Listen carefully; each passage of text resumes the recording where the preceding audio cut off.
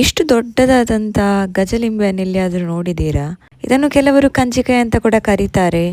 3 kg ತೂಕದ ಗಜನಿಂಬೆಯಿಂದ ಒಂದು sweet pickle ಮಾಡುವ ಸಿಹಿಯಾದ ಉಪ್ಪಿನಕಾಯಿ, ಅದು ಕೂಡ ಅಮ್ಮನ ಕೈ ರುಚಿಯಲ್ಲಿ ಮಾಡೋಣ ಅಂತ ಅಂದ್ಕೊಂಡಿದ್ದೇನೆ. ಫ್ರೆಂಡ್ಸ್, ಇದು ಎಲ್ಲರೂ ನೋಡಿದ್ದೀರಾ ನೀವು? ಇದು ನಾವೊಂದು ಫಂಕ್ಷನ್ಗೆ ಹೋಗಿದ್ದು, ಅಲ್ಲಿ ಸಿಕ್ಕಿತ್ತು ನಮಗೆ, ಅಲ್ಲಿಂದ ನಾವು ತಗೊಂಡ್ಬಂದಿದ್ದು. ಇದರ ಉಪ್ಪಿನಕಾಯಿ ತುಂಬ ಒಳ್ಳೇದಾಗ್ತದೆ, ಅದಕ್ಕೆ ಉಪ್ಪಿನಕಾಯಿ ಹಾಕು ಅಂತೇಳಿ ತಗೊಂಡ್ಬಂದಿದ್ದು. ಇದು ನಾವು ಲಿಂಬೆ ಹುಳಿ ಹೇಗೆ ಟೇಸ್ಟ್ ಉಂಟು ಆ ತರನೇ ಟೇಸ್ಟ್, ಬಟ್ ಸೈಜ್ ತುಂಬಾ ದೊಡ್ಡದು. ಇದೊಂದು 2.5 ಕಾಯಿ ಜಾಸ್ತಿ, ಕಾಯಿ 2.5 kg ಇರ್ಬೋದಲ್ಲ? ಇರ್ಬೋದು, 2.5-3 kg ಎಷ್ಟು ಉಂಟು. ಒಂದು ಎಷ್ಟು ದೊಡ್ಡದು ಸಿಕ್ಕಿದ್ದು ಫಸ್ಟ್ ಟೈಮ್ ನೋಡುದು, ಆದ್ರೆ ತುಂಬಾ ಖುಷಿ ಆಯ್ತು. ಹೌದು, ಅದೊಂದು 2.5-3 kg ಅಷ್ಟು ವೇಟ್ ಉಂಟು, ಭಾರ ಉಂಟದು. ಹುಳಿ ಇರ್ತದೆ, ಮತ್ತೆ ಹುಳಿಗಿಂತ ಕೈ ಜಾಸ್ತಿ ಇರ್ತದೆ. ಇದರದ್ದು ಜಾಸ್ತಿ ಉಪ್ಪಿನಕಾಯಿ ಹಾಕ್ತಾರೆ. ಕನ್ನಡದಲ್ಲಿ ಸಾಮಾನ್ಯವಾಗಿ ಗಜಲಿಂಬೆ ಅಂತ ಕರೀತಾರೆ ಇದನ್ನು. ಸೊ ಈಗ ನಾವು ಕಟ್ ಮಾಡುವ, ಇದು ಕಟ್ ಮಾಡಿ ಸ್ವಲ್ಪ ಇದರದ್ದು ಸಿಪ್ಪೆ ತೆಗಿಬೇಕು. ಆಮೇಲೆ ಪೂರ ಪೀಸ್ ಮಾಡಿ ಅದ ಬೇಯಿಸ್ಬೇಕು. ಸ್ವಲ್ಪ ಅದ ಬೇಯಿಸಿ ಮತ್ತೆ ಉಪ್ಪು ನೀರಲ್ಲಿ ಒಂದು ದಿನ ಹಾಕಿಡಬೇಕು. ಆಮೇಲೆ ಉಪ್ಪಿನಕಾಯಿ ಹಾಕುವ ವಿಧಾನ ಮುಂದಿನ ವಿಡಿಯೋದಲ್ಲಿ ತಿಳಿಸ್ತೇನೆ. ಇದನ್ನು ನೋಡಿ, ಲಿಂಬೆ ತರಾನೇ ಉಂಟು ನೋಡಿ, ಇಲ್ಲಿ ನೋಡಿ ಅಂತೆ ನೋಡಿ, ಅದರದ್ದು ಬೀಜ ಎಲ್ಲ ನೋಡಿ, ಸ್ವಲ್ಪ ದೊಡ್ಡ ಸೈಜ್ ಮಾತ್ರ, ಲಿಂಬೆ ತರಾನೇ. ಆದರೆ ಎಂತ ಹೇಳ್ತಾರೆ, ಸೈಜ್ ತುಂಬ ದೊಡ್ಡದು ನೋಡಿ, ಹೀಗೆ ಇರ್ತದೆ. ಇದರದೀಗ ಬೀಜ ತೆಗಿಬೇಕಲ್ಲ, ಕೈ ಜಾಸ್ತಿ ಆಗ್ತದಲ್ಲ, ಬೀಜ ಎಲ್ಲ ತೆಗಿಬೇಕು, ಇಲ್ಲಾದ್ರೆ ಕೈ ತುಂಬಾ ಜಾಸ್ತಿ ಆಗ್ತದೆ. ಸ್ವಲ್ಪ ಸಿಪ್ಪೆ ಕೂಡ ತೆಗಿಬೇಕು. ಫಸ್ಟ್ ಬೀಜ ತೆಗಿಬೇಕು, ಕೈ ಅಂದ್ರೆ ಕೈ ಇರ್ತದೆ. ಸೊ ಅದನ್ನು ಮಾಡುವ ಈಗ.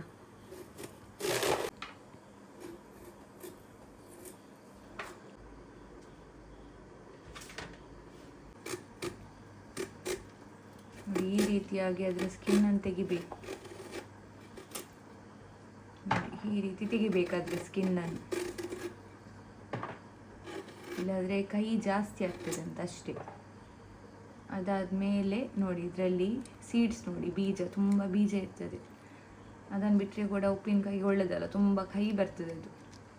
ಇದರದ್ದು ಆ್ಯಕ್ಚುಲಿ ಸ್ವೀಟ್ ಪಿಕ್ಕಲ್ ಹಾಕೋದಾಯ್ತಾ ಅಲ್ವಾ ಅಮ್ಮ? ಹೌದು, ಅದು ಖಾರ ಹಾಕ್ತಾರೆ. ಖಾರಕ್ಕಿಂತ ನೀವು ಸ್ವೀಟ್ ಪಿಕ್ಕಲ್ ಹಾಕಿದರೆ ಸೂಪರ್ ಆಗಿರುತ್ತೆ ನೋಡಿ. ಹೀಗೆ ಆಗಬೇಕು ಪೀಸ್ ನೋಡಿ. ಇದರದೀಗ ಸ್ಕಿನ್ ಕೂಡ ತೆಗೆದಿದ್ದೇವೆ ನಾವು, ಎಲ್ಲ ಸೀಡ್ಸ್ ಅಂತ ತೆಗೆದಿದ್ದೇವೆ. ಇದನ್ನಿನ್ನು ಕಟ್ ಮಾಡಲಿಕ್ಕೆ ಬಾಕಿ ಇರುವಂಥದ್ದು. ಸೊ ಇದನ್ನಿಲ್ಲಿ ಇಟ್ಬಿಡೋಣ. ಇದು ಮೊಳಕೆ ಬಂದಿದೆ. ಹೌದಾ? ಬೀಜ ಹೌದು, ಮೊಳಕೆ ಕಾಣ್ತಾ ಉಂಟು. ಮೆಲ್ಲ ತೆಗೀರಿ, ಅದು ಮೆಲ್ಲ ಮೆಲ್ಲ ಮೆಲ್ಲ ನೋಡಿ, ಒಳ್ಳೇದುಂಟು. ಇದು ಗಿಡ ಮಾಡುವ ಅಂತ ಅಲ್ಲ, ಈ ಕೈ ಮೇಲೆ ಕಾಣುದು. ಗಿಡ ಮಾಡುವ ನಾವು ಸೀಡ್ಸ್ ಅಂತ ತೆಗಿತಿದ್ವಿ, ಆಗ ನೋಡಿ ಮೊಳಕೆ ಬಂದಿದೆ. ಬೇರೆ ಉಂಟಾ? ಒಂದೇ ಸಿಕ್ಕಿತಾ? ಸಿಕ್ಕಿಕೊಡ್ತಾನೆ, ಸಿಕ್ಕಿತ್ತು. ಈಗ ಸಿಕ್ಕಿತು ನೋಡಿ, ಸ್ವಲ್ಪ ಬಂದಿದೆ. ಸ್ವಲ್ಪ ಬಂದಿದೆ, ಜಸ್ಟ್ ಚಿಗುರು ಬಂದದಷ್ಟೇ ಇದಕ್ಕೆ. ಇದನ್ನು ಫಸ್ಟ್ ಇದೀಗ ನೋಡಿ ಕಟ್ ಮಾಡ್ತಿದ್ದಾರೆ ಅಮ್ಮ. ಎಷ್ಟು ಸಣ್ಣ ಪೀಸ್ ಆಗಿ ಇದನ್ನು ಕಟ್ ಮಾಡಬೇಕು ನೋಡಿ, ಹೀಗೆ.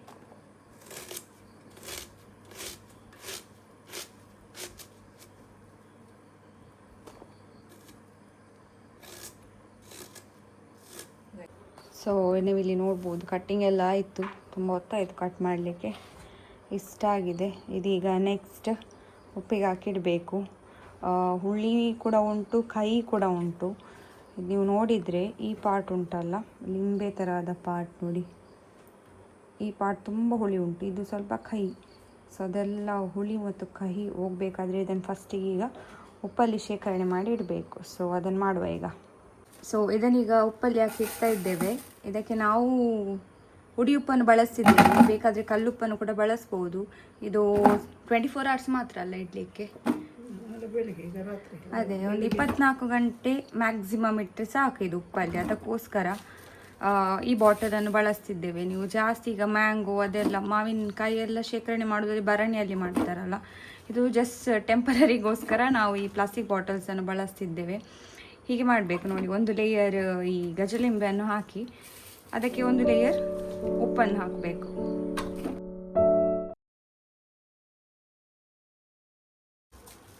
ಸೊ ಇದೀಗ ಫುಲ್ ಆಯಿತು ನೋಡಿ. ಇದಕ್ಕೀಗ ಸ್ವಲ್ಪ ಇದು ಈಗ ಶಿರ್ಕ್ ಆಯಿತಾ, ವಿನೆಗರ್. ಇದು ಪ್ಯೂರ್ ಅಲ್ಲ, ಇದಕ್ಕೆ ನೀರನ್ನು ಮಿಕ್ಸ್ ಮಾಡಿ ಇಡ್ತಕ್ಕಂಥದ್ದು. ಆ ವಿನೆಗರನ್ನು ಇಷ್ಟೇ ಸಾಕು. ಇದನ್ನೀಗ ಹಾಕ್ಕೊಳ್ತಿದ್ದೇವೆ. ನೋಡಿ, ಸ್ವಲ್ಪ ಶಿರ್ಕ ಹಾಕಿದ ಮೇಲೆ ಇದನ್ನೀಗ ಗಟ್ಟಿಯಾಗಿ ಪ್ರೆಸ್ ಮಾಡಬೇಕು. ಅದರ ಮೇಲೆ ಉಪ್ಪನ್ನು ಸಿಂಪಡಿಸಬೇಕು. ಈಗ ಉಪ್ಪನ್ನು ಸಿಂಪಡಿಸಿ ಆದಮೇಲೆ ಟ್ರೆಡಿಷ್ನಲ್ ಮೆಥಡ್ ನೋಡಿ, ಅಜ್ಜಿ ಎಲ್ಲ ಹೀಗೆ ಉಪ್ಪಲ್ಲಿ ಶೇಖರಣೆ ಮಾಡ್ತಿದ್ರು. ಅದರ ಮೇಲೆ ಈಗ ಒಂದು ಕಲ್ಲಿಟ್ಟು ಅದನ್ನು ಗಟ್ಟಿ ಒತ್ತಿ ಇಡ್ತಿದ್ರು. ಸೊ ಇದು ಕೂಡ ಹಾಗೆ. ಸೊ ಇದೀಗ ರೆಡಿ ಆಯಿತು. ಇದನ್ನೀಗ ಮುಚ್ಚಳವನ್ನು ಮುಚ್ಚಿ 24 hours ಇಟ್ಟುಬಿಡೋಣ. ಸ್ವಲ್ಪ ಉಳಿದಿದೆ ಇಲ್ಲಿ, ಅದಕ್ಕೆ ಅದನ್ನು ಇನ್ನೊಂದು ಬಾಟಲಲ್ಲಿ ಹಾಕಿಡೋಣ ಅಂತ ಅಂದ್ಕೊಂಡಿದ್ವಿ. ಚಿಕ್ಕ ಬಾಟಲಲ್ಲಿ ಒಂದು ಬಾಟಲ್ ಆಲ್ರೆಡಿ ಫುಲ್ ಆಯಿತು, ಸ್ವಲ್ಪ ಉಳಿದಿದೆ. ಸೊ ಅದನ್ನು ಇನ್ನೊಂದು ಬಾಟಲಲ್ಲಿ ಹಾಕಿ ಈಗ ಇಟ್ಬಿಡೋಣ. ಇದು ಉಪ್ಪಲ್ಲಿ ಹಾಕಿ ಆಯಿತು. ಇನ್ನು ಇದರ ಉಪ್ಪಿನಕಾಯಿ ನಾಳೆ ನಾವು ನಿಮಗೆ ವಿಡಿಯೋ ಮುಖಾಂತರ ತಿಳಿಸ್ತೇವೆ. ಹೌದು, ಇದರ ನೆಕ್ಸ್ಟ್ ಪ್ರೊಸೀಜರ್ ಏನಿದೆ ಎಲ್ಲವನ್ನು ನೆಕ್ಸ್ಟ್ ವಿಡಿಯೋ ಅಂದರೆ ನಾಳೆ ವಿಡಿಯೋ ಮಾಡುವಂಥದ್ದು. ಒಂದೇ ವಿಡಿಯೋದಲ್ಲಿ ನೋಡ್ತೀರಾ ನೆಕ್ಸ್ಟ್ ಪ್ರೊಸೀಜರ್ ಅನ್ನು. ಇದು ಒಂದು ದಿನ ಆಗಬೇಕು. ಸೊ 24 ಗಂಟೆಗಳ ನಂತರ ಮತ್ತೆ ಸಿಗೋಣ. Bye bye. ಹಲೋ, ಹೇಗಿದ್ದೀರಾ ಎಲ್ಲರೂ? ಈಗ ನಾವು ಗಜಲಿಂಬೆಯ ಉಪ್ಪಿನಕಾಯಿಯನ್ನು ಮಾಡುವ. ಇದು ನಿನ್ನೆ ಸಾಯಂಕಾಲ ಉಪ್ಪು ನೀರು ತುಂಡು ಮಾಡಿ ಉಪ್ಪಿನ ನೀರಲ್ಲಿ ಹಾಕಿ ಇಟ್ಟಿದ್ದು. ಈಗ ಇದನ್ನು ಹಿಂಡಿ ಒಂದು ಉಪ್ಪಿನಕಾಯಿ ಮಾಡುವ. ಉಪ್ಪಿನಕಾಯಿ ಮಾಡುವಾಗ ಇದರಲ್ಲಿ ನೀರಿರಬಾರ್ದು, ಅದಕ್ಕೋಸ್ಕರ ಇದನ್ನು ಹಿಂಡಿ ಇನ್ನೊಂದು ಪಾತ್ರೆಗೆ ನಾವು ಹಾಕ್ತಾ ಇದ್ದೇವೆ. ಆದರೆ ಪಾತ್ರೆ ನೀವು ತಗೊಳ್ಳುವಾಗ ನೋಡಿ ಕಂಪ್ಲೀಟಾಗಿ ಡ್ರೈ ಆಗಿರ್ಬೇಕು, ಯಾವುದೇ ನೀರಿನ ಅಂಶ ಇರಬಾರ್ದು, ತಣ್ಣೀರಿನ ಅಂಶ ಇರಬಾರ್ದು. ಅದೇ. ಮತ್ತೆ ಇದು ಉಪ್ಪು ನೀರಲ್ಲಿ ಹಾಕಿದ ತಕ್ಷಣ ಇದರ ಅರ್ಧ ಕೈ ಉಪ್ಪು ನೀರಲ್ಲಿ ಹೋಗ್ತದೆ. ಅದಕ್ಕೆ ಒಂದು ದಿನ ಉಪ್ಪು ನೀರಲ್ಲಿ ನೋಡಿ ಅದನ್ನು ಹಿಂಡಿ ಅದರ ನೀರೆಲ್ಲ ತೆಗಿಬೇಕು. ಹಿಂಡಿ ಸಪ್ರೇಟ್ ಮಾಡುವಂಥದ್ದು.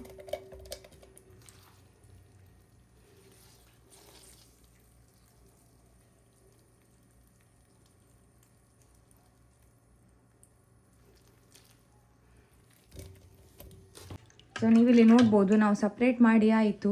ಆ ಕಡೆ ನೋಡಿದರೆ ನೋಡಿ ಇದೆಷ್ಟು ನೀರು ಬಿಟ್ಟಿದೆ ನೋಡಿ, ತುಂಬ ನೀರು ಬಿಟ್ಟಿದೆ. ನಾನು ಇದನ್ನು ಟೇಸ್ಟ್ ಮಾಡಿ ತುಂಬ ಕಹಿ ಉಂಟು, ಆ ಕಹಿ ನೀರೆಲ್ಲ ಬಿಟ್ಟಿದೆ. ಕಹಿ ಉಂಟಲ್ಲ, ಹುಳಿಗಿಂತ ಕಹಿ ಜಾಸ್ತಿ ಉಂಟು. ಸೊ ಇದನ್ನೀಗ ನೋಡಿ ನಾವೀಗ ಸಪ್ರೇಟ್ ಮಾಡಿ ಆಯಿತು. ಈಗ ನೆಕ್ಸ್ಟ್ ಉಪ್ಪಿನಕಾಯಿ ಹಾಕ್ಲಿಕ್ಕೆ ಯಾವುದೆಲ್ಲ ಇಂಗ್ರೀಡಿಯೆಂಟ್ಸ್ ಬೇಕು ಅಂತ ನಿಮ್ಮ ಜೊತೆ ಶೇರ್ ಮಾಡ್ತೀನಿ. ಈಗ ಈ ಉಪ್ಪಿನಕಾಯಿ ಮಾಡಲಿಕ್ಕೆ ಏನೆಲ್ಲ ಸಾಮಗ್ರಿ ಬೇಕಂತ ನಿಮ್ಮ ಜೊತೆ ಹೇಳ್ತೇನೆ. ಮೊದಲಿಗೆ ನಾವು ಇಲ್ಲಿ ಮೆಣಸನ್ನು ಇಟ್ಕೊಂಡಿದ್ದೇವೆ. ಸುಮಾರು ಎಷ್ಟುಂಟು, 25ರಿಂದ 30 ತನಕ ಉದ್ದ ಮೆಣಸು, ಮತ್ತು ಒಂದು 5ರಿಂದ 8 ಗಿಡ್ಡ ಮೆಣಸು. ಆಯಿತಾ, ಇದು ಏನಪ್ಪ ಅಂದರೆ ಜಸ್ಟ್ ಡ್ರೈ ಫ್ರೈ ಮಾಡಿ ಇಟ್ಕೊಂಡಿದ್ದೇವೆ ನೋಡಿ, ಜಸ್ಟ್ ಡ್ರೈ ಫ್ರೈ. ಸ್ವಲ್ಪ ಬಣ್ಣ ಬದಲಾಗುವ ತನಕ ಇದನ್ನು ಡ್ರೈ ಫ್ರೈ ಮಾಡಬೇಕು. 1-2 ಚಮಚದಷ್ಟು ಸಾಸಿವೆ, ಇದನ್ನು ಕೂಡ ಡ್ರೈ ಫ್ರೈ ಮಾಡಿದ್ದೇವೆ ಅಲ್ವಾ. ಎಣ್ಣೆಯಲ್ಲಿ ಎಂತ ಹಾಕ್ಲಿಕ್ಕಿಲ್ಲ, ಜಸ್ಟ್ ಹುರಿಬೇಕಷ್ಟೇ. ಇದು ನಾವು ಮನೆಯಲ್ಲೇ ಮಾಡಿ ಇರ್ತಕ್ಕಂಥ ಅರಿಶಿನ ಹುಡಿ, ಅದು ಕೂಡ ಅಷ್ಟೇ ಸ್ವಲ್ಪ ಡ್ರೈ ಫ್ರೈ ಮಾಡಿದ್ದೇವೆ. ಸ್ವಲ್ಪ ಹುರಿಬೇಕು ನೋಡಿ, ಕಲರ್ ಸ್ವಲ್ಪ ಚೇಂಜ್ ಆಗಿದೆ. ಅದರ ಜೊತೆಗೆ ಇದರ ಮೇನ್ ಇಂಗ್ರೀಡಿಯೆಂಟ್ ಸ್ವಲ್ಪ ನಾವು ಹಿಂಗುಡಿಯನ್ನು ಬಳಸ್ತಾ ಇದ್ದೇವೆ.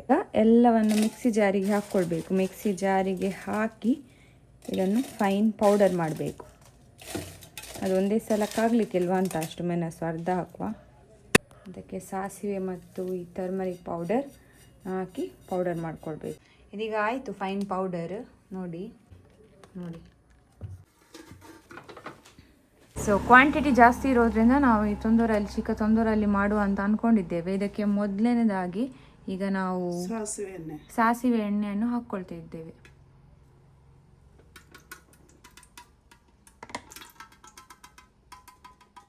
ಎಳ್ಳೆಣ್ಣೆಯನ್ನು ಕೂಡ ಹಾಕ್ಬೋದು, ನಾವು ಸಾಸಿವೆ ಎಣ್ಣೆಯನ್ನು ಹಾಕ್ಕೊಳ್ತಿದ್ದೇವೆ. ಸುಮಾರು ಒಂದು 200 ml ಅಷ್ಟು ಸಾಸಿವೆ ಎಣ್ಣೆ. ಅದಕ್ಕೀಗ ರೆಡಿ ಮಾಡಿ ಇಟ್ಟಕ್ಕಂಥ ಮಸಾಲೆ ಎಲ್ಲ ಹಾಕ್ಲಿಕ್ಕೆ ಉಂಟು. ಈಗ ಎಣ್ಣೆ ಸ್ವಲ್ಪ ಬಿಸಿ ಆಗ್ತಾ ಬಂತು. ಇದಕ್ಕೀಗ ನಾವು ಸಾಸಿವೆಯನ್ನು ಹಾಕ್ಕೊಳ್ಳೋಣ. ಬಿಸಿ ಆಯಿತು ನೋಡಿ ಸಾಸಿವೆ. ನೋಡಿ ಚಿಕ್ಕ ಚಮಚದಲ್ಲಿ ಒಂದೇ ಚಮಚ ಅಷ್ಟೇ. ಇದು ಹುರಿದೋಗ್ಬಾರ್ದು ಜಾಸ್ತಿ, ಕಹಿ ಆಗುತ್ತೆ ಅಲ್ವಾ. ಅದಕ್ಕೀಗ ಸ್ವಲ್ಪ ಹಿಂಗು ಈಸ್ ಮಸ್ಟ್ ಫಾರ್ ಪಿಕಲ್ಸ್. ನೋಡಿ ಚಿಕ್ಕ ಚಮಚದಲ್ಲಿ, ಆ ಚಮಚ ತೋರಿಸಿ ನೋಡಿ, ಇಷ್ಟೇ ಚಿಕ್ಕ ಚಮಚ, 1 ಸ್ಪೂನ್ ಆಗುವಷ್ಟು ಹಾಕಿ. ಅದೇ. ಇದು ನೀವು ರೆಡಿ ಮಾಡುವಾಗ ಲೋ ಫ್ಲೇಮಲ್ಲಿ ಇಟ್ಟು ಮಾಡಬೇಕಾಯ್ತಾ.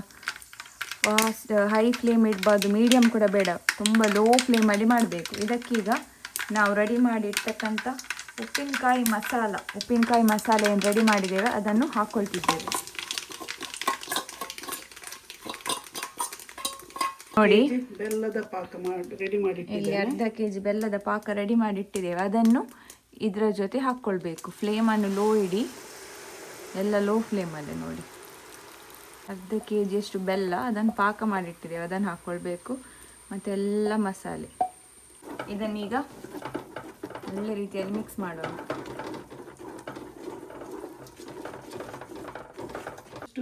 ಮಿಕ್ಸ್ ಮಾಡಿದ ವಿನೆಗರನ್ನು, ಇದು ಪ್ಯೂರ್ ಅಲ್ಲ ಆಯ್ತಾ, ಡೈಲ್ಯೂಟೆಡ್ ವಿನೆಗರನ್ನು ಹಾಕ್ಕೊಳ್ತಿದ್ದೇವೆ. ಪ್ಯೂರ್ ಹಾಕ್ಲಿಕ್ಕೆ ಹೋಗಬೇಡಿ, ಇದು ಡೈಲ್ಯೂಟೆಡ್ ವಿನೆಗರ್. ನೋಡಿ ಚಮಚದಲ್ಲಿ 1-2 ಚಮಚದಷ್ಟು.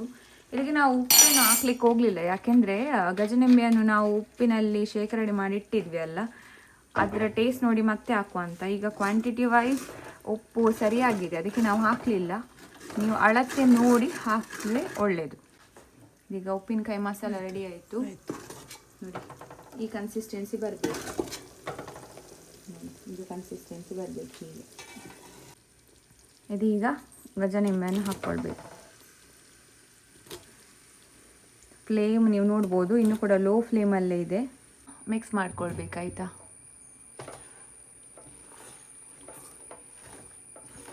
ಲೋ ಫ್ಲೇಮಲ್ಲಿ ಇಟ್ಕೊಳ್ಳಿ, ಫ್ಲೇಮನ್ನು ಜಾಸ್ತಿ ಮಾಡಲಿಕ್ಕೆ ಹೋಗಬೇಡಿ, ತಳ ಹಿಡಿತದೆ.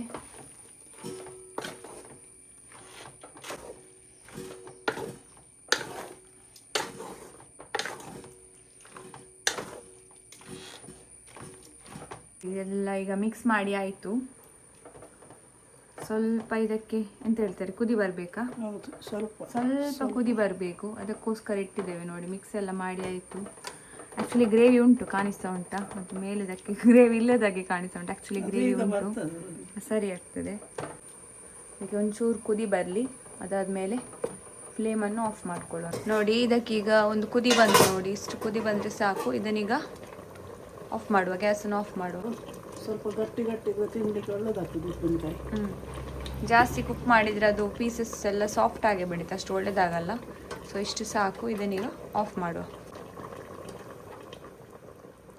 ನೆಕ್ಸ್ಟ್ ಸ್ಟೆಪ್ ಏನಪ್ಪ ಅಂದರೆ, ಈ ಮಾಡಿದ ಉಪ್ಪಿನಕಾಯಿ ಏನಿದೆ ಅದು ಕಂಪ್ಲೀಟ್ ಕೂಲ್ ಆಗಬೇಕಾಯ್ತಾ. ಬಿಸಿ ಉಂಟಲ್ಲ ಅದು ನೋಡಿ ಕಂಪ್ಲೀಟ್ ಕೂಲ್ ಆಗಬೇಕು. ಅದಕ್ಕೆ ನಾವು ಒಂದು ಬೇರೆ ಪಾತ್ರೆಯಲ್ಲಿ ಅದನ್ನು ಹಾಕ್ಕೊಳ್ತಾ ಇದ್ದೇವೆ.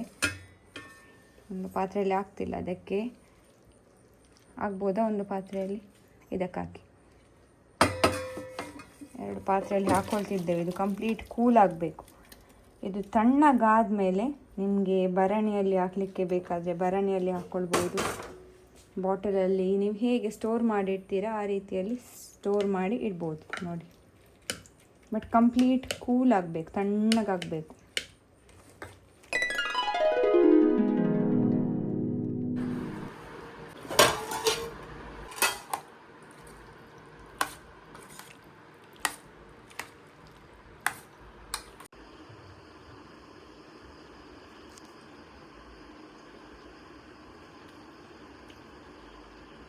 ಹೇಗಿದೆ?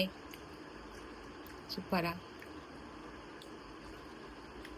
ನಾನು ಈ ಗಜಲಿಂಬೆ ಉಪ್ಪಿನಕಾಯನ್ನು ಟ್ರೈ ಮಾಡಿದೆ. ನನಗಂತೂ ತುಂಬಾ ಇಷ್ಟ. ಅಮ್ಮ ಯಾವಾಗಲೂ ಹಾಕ್ತಾರೆ ಈ ಗಜಲಿಂಬೆ ಸಿಕ್ಕಿದರೆ.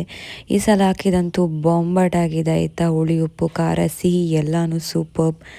ಅಮ್ಮ ಇಲ್ಲಿ ಪ್ಯಾಕಿಂಗ್ ಎಲ್ಲ ಮಾಡ್ತಿದ್ದಾರೆ. ನಮ್ಮದು ಉಪ್ಪಿನಕಾಯಿ ರೆಡಿ ಆದ ತಕ್ಷಣ ಫ್ಯಾಮಿಲಿ ಮೆಂಬರ್ಸಿಗೆ ಸ್ವಲ್ಪ ನಾವು ಡಿಸ್ಟ್ರಿಬ್ಯೂಟ್ ಮಾಡ್ತೀವಿ. ಸೊ ಅವರಿಗೆ ಕೊಡ್ಲಿಕ್ಕಂತ ಪ್ಯಾಕಿಂಗನ್ನೆಲ್ಲ ಮಾಡ್ತಿದ್ದಾರೆ. ಸ್ವಲ್ಪ ಬಾಟಲ್ಸ್ ಉಳಿದಿದೆ, ಕೆಲವರು ಕೇಳಿದ್ದಾರೆ, ಅದನ್ನು ನಮ್ಮ ಸೇಲ್ ಕೂಡ ಮಾಡ್ತಾರೆ. ಸೊ ಪಿಕ್ಕಲ್ಲಂತೂ ಬಾಂಬಾಟಾಗಿತ್ತು. ನಿಮಗೇನಾದರೂ ಎಲ್ಲಿಯಾದರೂ ಈ ಗಜಲಿಂಬೆ ಸಿಕ್ಕಿದರೆ ಈ ಉಪ್ಪಿನಕಾಯಿನ ಟ್ರೈ ಮಾಡಿ. ಟೇಸ್ಟ್ ಹೇಗಿತ್ತು ಅಂತ ನಂಗೆ ತಿಳಿಸಿ. ಇವತ್ತಿನ ವೀಡಿಯೋ ಇಷ್ಟ ಆದರೆ ಲೈಕ್, ಶೇರ್ ಆ್ಯಂಡ್ ಸಬ್ಸ್ಕ್ರೈಬ್. ಮತ್ತೆ ಸಿಗೋಣ ಇಂಟ್ರೆಸ್ಟಿಂಗ್ ಬ್ಲಾಗ್ಸ್ಗಳ ಜೊತೆಗೆ ಅಂತ ಹೇಳ್ತಾರೆ. ತನಕ ಸೇಫ್ ಆಗಿರಿ, ಹೆಲ್ದಿ ಆಗಿರಿ. ಚಾನೆಲನ್ನು ಸಬ್ಸ್ಕ್ರೈಬ್ ಮಾಡೋದನ್ನು ಮರಿಬೇಡಿ.